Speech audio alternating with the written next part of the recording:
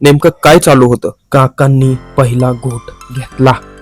दारू तोंडात फार वेळ न थांबता ती सरळ पोटात जाते.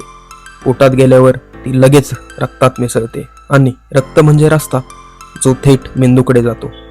रिकाम्या पोटी प्यायला तर हा प्रवास अजून सुखकर आणि लवकर होतो. म्हणजे काय?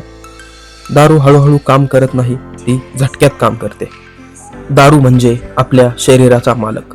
दारू मेंदूवर गेली की ती आधी विचार गोंधळात टाकते. मग काका हसायला लागायचे, मोठ्या आवाजात बोलायचे आणि म्हणायचे आज भारी वाटतंय. पण खरं काय होतं माहित आहे? मेंदूची ब्रेक सिस्टम बंद पडते. मग चुकीचं बोलणं, चुकीचे निर्णय आणि नको ते धाडस. 1 दिवस नाही, 2 दिवस नाही, हळूहळू मेंदूला दारूची सवय लागते. दारू पिल्यावर एक आनंदाचं केमिकल सुटतं. मेंदू लक्षात ठेवतो, याने मला बरं वाटलं. आणि मग न पिलं की चिडचिड, डोकं जड,